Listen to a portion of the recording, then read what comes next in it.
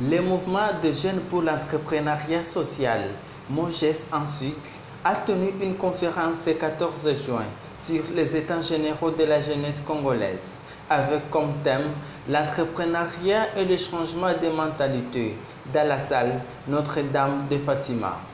Le coordonnateur de MOJES, Damien Tombi, prend la parole pour les mots de bienvenue. Coordonnateur du mouvement, et je voudrais en tout cas vous exprimer ma reconnaissance, parce que samedi c'est samedi, vous avez quand même laissé différentes occupations utiles pour vous, parce que aujourd'hui vous vous êtes dit de répondre à un rendez-vous lors duquel nous allons parler des choses que nous considérons tous sérieuses, parce que ça concerne l'émergence, l'épanouissement, le développement de notre jeunesse, le développement de nos jeunes. Alors, il m'a été demandé de faire un mot d'introduction, mais surtout de présenter le contexte de notre rencontre et le contexte de notre démarche. Alors, vous avez constaté qu'il y a des calicots devant où on parle MOJES. MOJES qui est un peu l'acronyme de mouvement des jeunes pour l'entrepreneuriat stratégique. J'ouvre une parenthèse pour dire merci à tous les intervenants de tout à l'heure. C'est des personnes qui ont aussi beaucoup d'occupations, mais qui ont accepté de venir partager aujourd'hui leur expérience avec nous. En tout cas, je leur dis sincèrement merci. Tout à l'heure, vous aurez l'opportunité de les connaître mieux. Je parlais de MOJES, Mouvement des jeunes pour l'entrepreneuriat stratégique. C'est un discours qu'on reprend très souvent dans nos réunions. Mais puisque aujourd'hui nous avons des invités, nous avons de nouvelles personnes, nous voulons répéter encore ce qu'on dit d'habitude pour essayer d'expliquer pourquoi MOJES et c'est quoi le contexte. Nous partons en fait d'un constat. Nous partons d'un constat et le constat c'est lequel? C'est que en RDC, 70% de la population c'est des jeunes. Alors ce sont aussi des jeunes qui sont généralement au front. Ce sont des jeunes qui généralement tombent au front, parfois utilisés comme des chairs à canon, parfois manipulés par des politiques, il faut le dire. Et généralement, lorsqu'il y a, entre guillemets, partage de gâteau ou possibilité de pouvoir gérer la chose publique ou pouvoir bénéficier d'une chose ou d'une autre, les jeunes sont mis de côté. Ils sont ostracisés, ils sont marginalisés, ils sont mis de côté. Ils ne sont pas du tout associés, même pas associés même à des décisions qui les concernent, des décisions qui concernent leur avenir, des décisions qui concernent leur futur. Alors, nous nous sommes dit que ça, c'est une situation qui ne peut être changée que par la création d'un rapport de force. Un rapport de force. Pourquoi un rapport de force? Parce que c'est une situation qui dure depuis des années, et aujourd'hui, fort du potentiel qu'il y a dans la jeunesse congolaise, et il faut donc utiliser ce potentiel pour pouvoir créer le rapport de force et voir dans quelle mesure se prendre en charge, s'autonomiser et pouvoir finalement revendiquer ou entrer en action par rapport aux préoccupations des jeunes. Rapport des forces pour nous s'articule sur 3 axes. Le premier axe, c'est un axe qui touche à la formation. Nos jeunes doivent être formés. Nous sommes de la diaspora, nous nous appelons motivateurs parce que nous venons accompagner, aider, soutenir des jeunes. Et nous constatons qu'effectivement, il y a ce besoin de formation. Et cette formation est évidemment multiforme, je pense qu'on pourrait y revenir. Le deuxième axe, c'est l'axe de brisement de précarité. Nous avons compris que tout combat que nous pouvons mener, quand il n'y a pas de moyens financiers, nous ne savons pas atteindre les objectifs. Et aujourd'hui, les jeunes sont manipulés facilement parce qu'ils ont été effectivement paupérisés.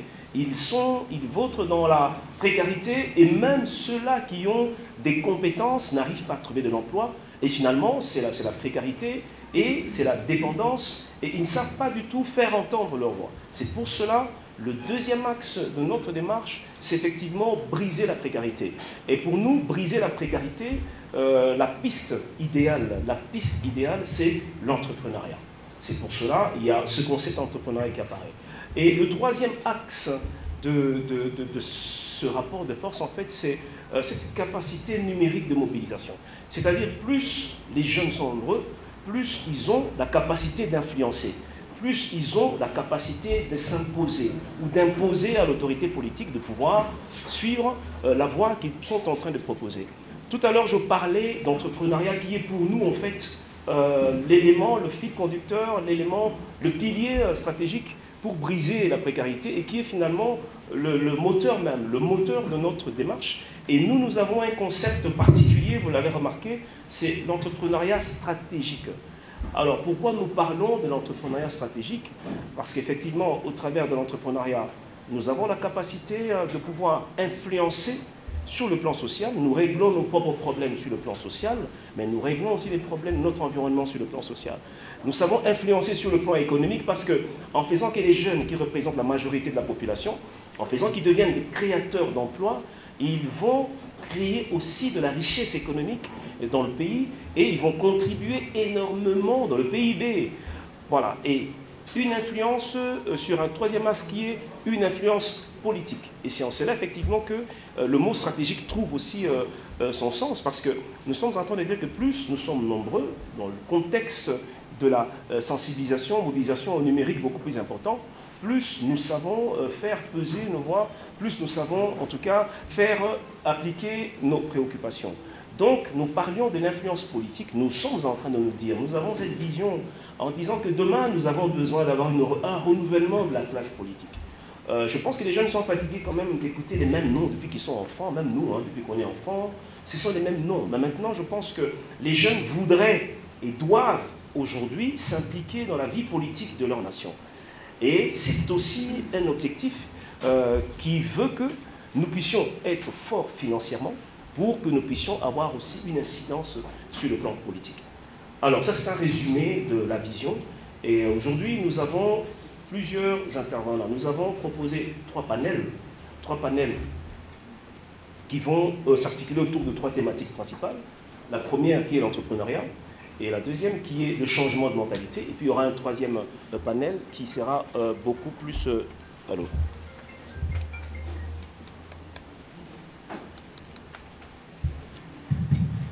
Voilà, je disais qu'il y aura un troisième panel qui sera beaucoup plus politique.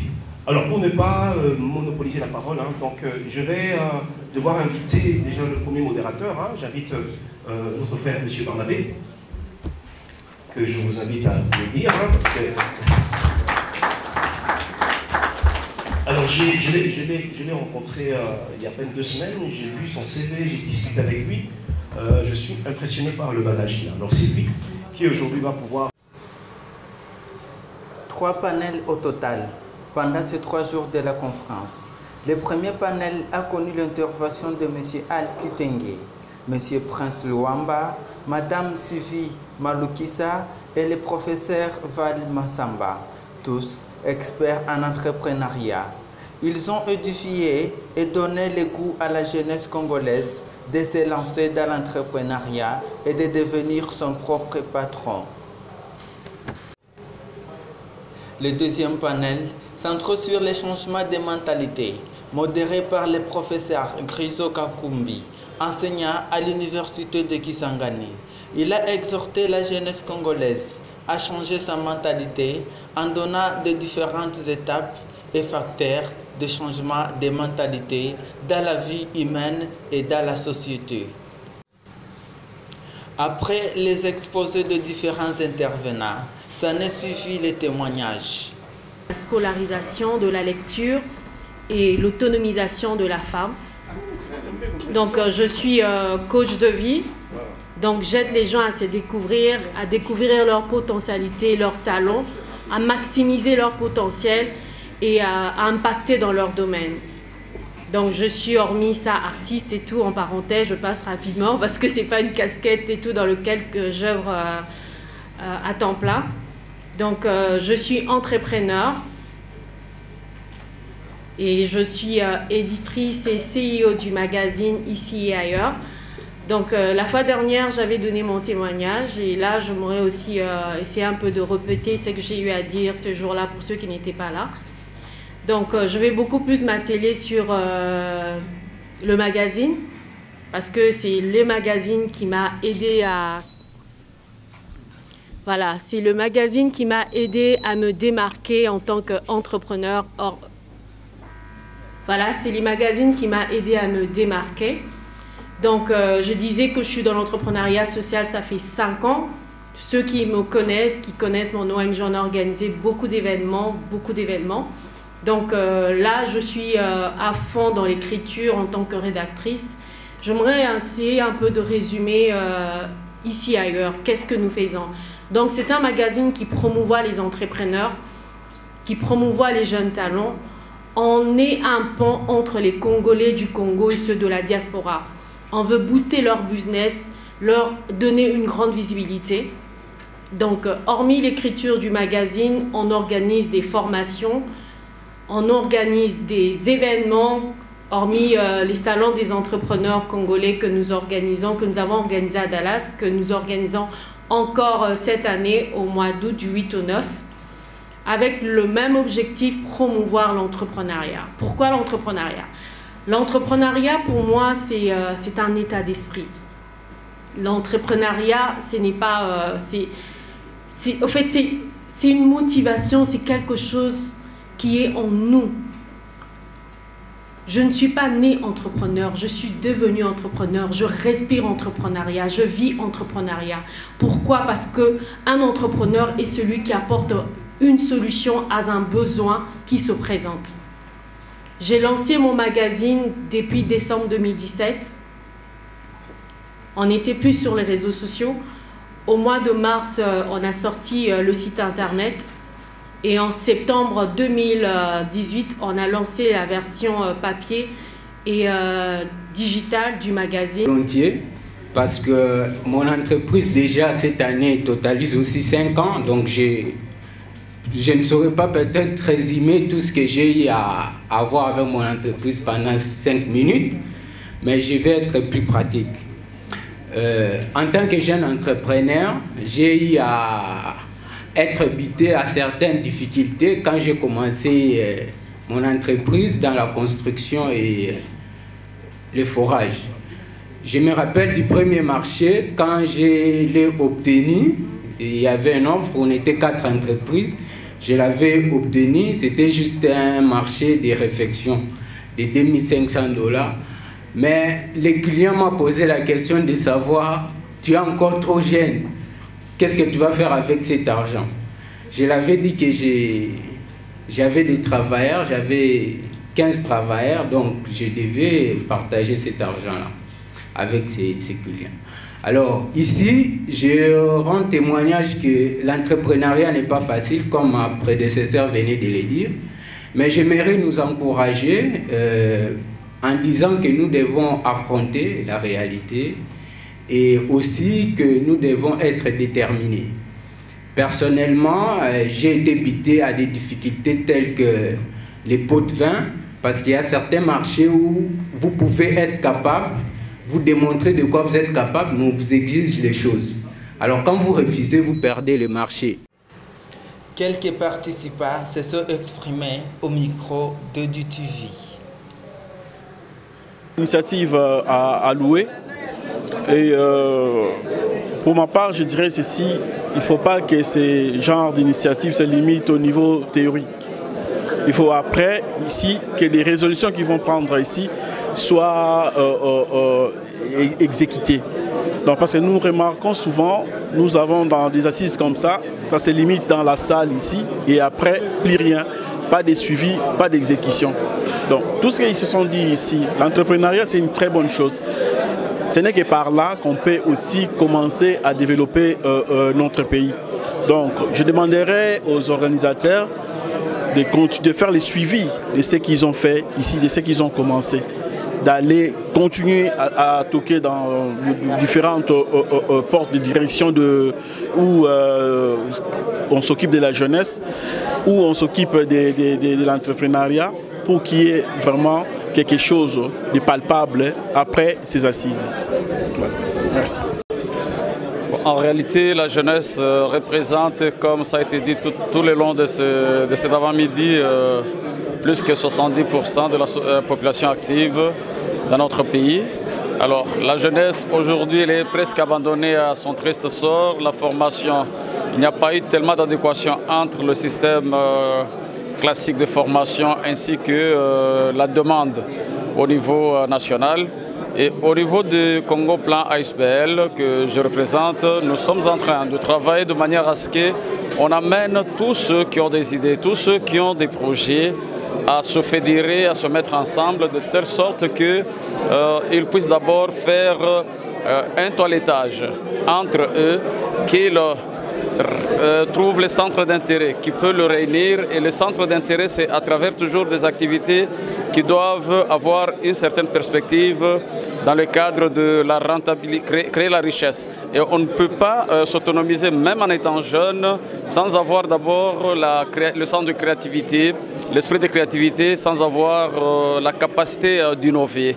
Et nous invitons la jeunesse à ce qu'elle puisse d'abord se prendre en charge dans la mesure où elle doit avoir les capacités de s'auto-évaluer. En s'auto-évaluant, elle pourra connaître ses forces, ses atouts, ainsi que ses faiblesses. Dès que cela est fait, les jeunes doivent apprendre à se mettre en réseautage de telle sorte que, puisque quand on est seul, on peut avoir des idées, on peut avoir les moyens d'action, mais ça sera mal peut-être investi dans le sens où l'environnement économique ne s'y prête pas.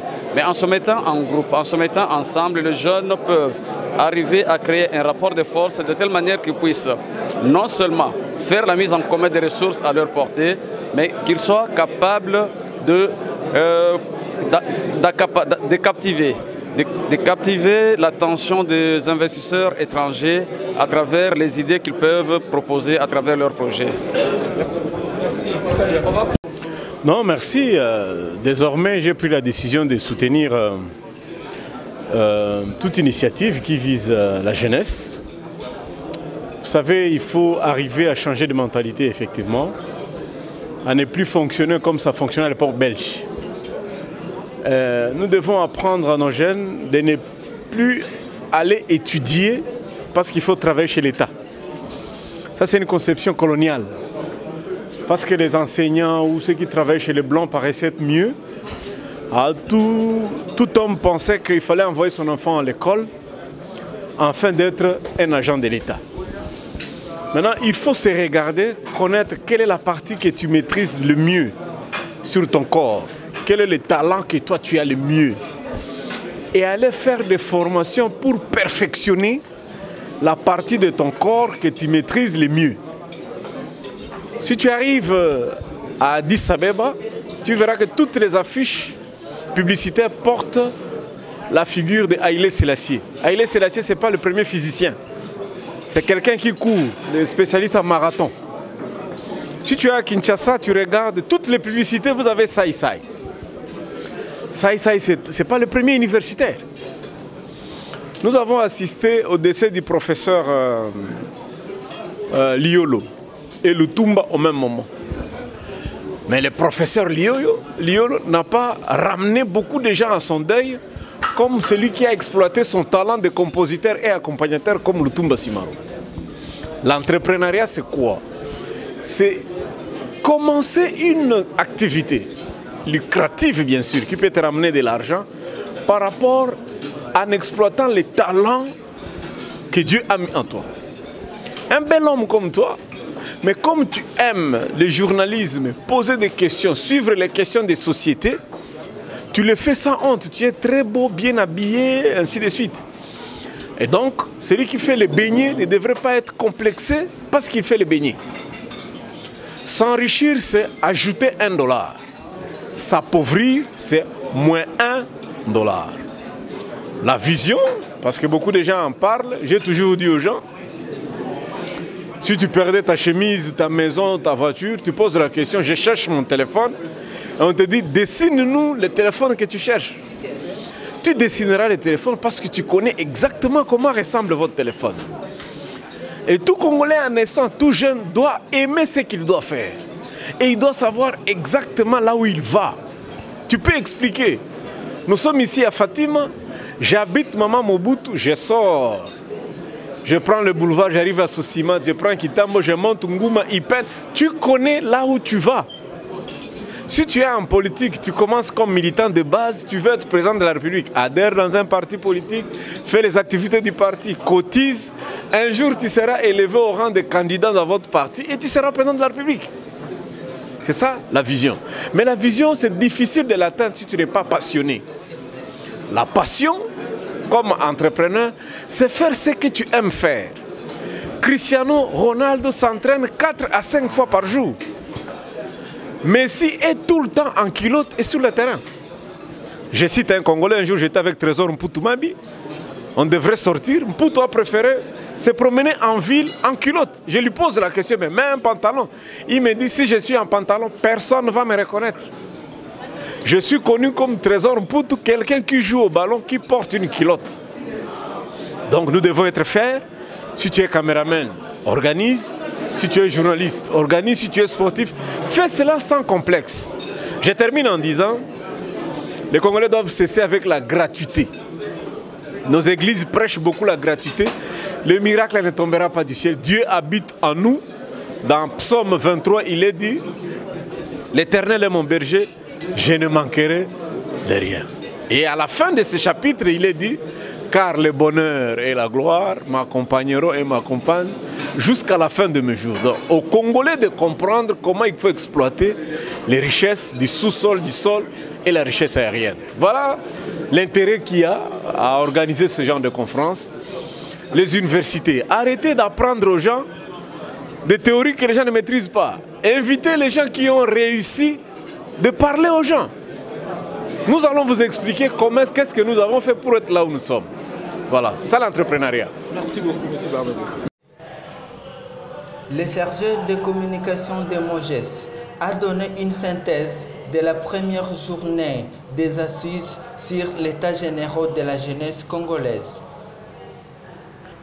Monsieur Glody Moubela, porte-parole chargé de communication et médias du MOGES, nous tenons informé l'opinion tant nationale qu'internationale qu'aujourd'hui, vendredi 14 juin 2019, a commencé donc ces grands forums que nous appelons les États généraux de la jeunesse congolaise, ici à Kinshasa, dans la salle Fatima. Pour ce premier jour, nous avons eu 3 panels. Le premier panel a donc parlé de l'entrepreneuriat avec des animateurs pointus comme M. Alki Tengue, M. le professeur Val Massamba et même M. Luamba du Congo Plan. Alors, au deuxième panel, nous avons parlé du changement de mentalité avec M. Nera Kandinda, M. Grison Kakumbi et M. Benjamin Congolo. Et nous avons eu un panel politique avec le représentant de la conseillère du président de la République en matière de la jeunesse et le conseiller même du président de la République en matière de changement de mentalité et le directeur représentant du secrétaire général de la jeunesse. Nous avons mis à contribution le politique parce que vous savez que les politiques sont à la tête de la nation. C'est eux qui peuvent demain permettre à cette jeunesse de voir les résolutions qui seront prises lors de ces États généraux être mises en œuvre. C'est ça l'essentiel. Donc les États généraux continuent déjà demain. Demain, nous aurons les séances d'atelier, les séances de panel. Plutôt les séances d'atelier où nous aurons un nombre réduit des participants, c'est-à-dire le jeune Congolais en atelier. Ils vont discuter sur des questions spécifiques, nous ressortir de résolutions qui vont présenter à l'Assemblée plénière pour adoption. Et l'Assemblée va adopter. Et le dimanche, nous allons conclure en présentant donc à l'opinion tant nationale qu'internationale les résolutions qui vont donc découler de ces États généraux pour que demain nous pensions à comment implémenter ces résolutions, donc leur mise en œuvre. C'était là le premier jour des États généraux depuis Kinshasa, Fatima, la communication du MOGES. Merci. À la clôture de la première journée, le coordonnateur de la MOGES lance un message à la jeunesse congolaise. Bon, oui, il y a eu les états généraux de la jeunesse congolaise, particulièrement sur l'entrepreneuriat et le changement de mentalité. Et puis, nous sommes dans le processus de lancement du mouvement MOGES, qui veut dire Mouvement de jeunes pour l'entrepreneuriat stratégique. Ce qui a été assez captivant, c'est la qualité des intervenants et puis la qualité aussi des participants. Il y a eu beaucoup de jeunes, il y a eu un échange très enrichissant, il y a eu des exposés très enrichissants. Et ça, ce n'est que le premier jour. Et voilà, demain déjà, nous allons entrer plus en profondeur avec des ateliers, toujours sur l'entrepreneuriat, changement changement de mentalité, des questions de pérennité du mouvement, de manière à ce que nous prenions les dispositions qu'il faut pour voir comment est-ce qu'on peut être beaucoup plus efficace et comment pérenniser ce que nous sommes en train de planifier. Un appel à la jeunesse congolaise. Ils doivent nous rejoindre, qu'ils viennent nous rejoindre. Ici, le but, c'est de pouvoir devenir beaucoup plus nombreux, mais nous faisons, c'est du business, c'est de l'entrepreneuriat. Nous invitons des entrepreneurs, des jeunes entrepreneurs, ceux qui ont des idées, ceux qui ont des projets, ceux qui sont déjà dans des entreprises et qui ont besoin d'être soutenus ou financièrement ou avec tout ce qui est technicité. Nous les invitons tous. Le but, c'est que nous puissions avoir la capacité de créer de la richesse, de manière à ce que nous brisions la précarité et que nous soyons capables d'influencer et le social, et l'économique, et le politique. Donc nous les invitons à nous rejoindre. Moges a des grands projets. Après tout ça, c'est que nous avons l'intention de pouvoir créer un incubateur d'entreprise, un fonds d'investissement, une banque, des banques communales d'investissement et mener un plaidoyer pour que finalement le projet de loi sur l'emploi et l'entrepreneuriat des jeunes puisse être validé et que les jeunes puissent s'occuper aussi de la gestion, pourquoi pas,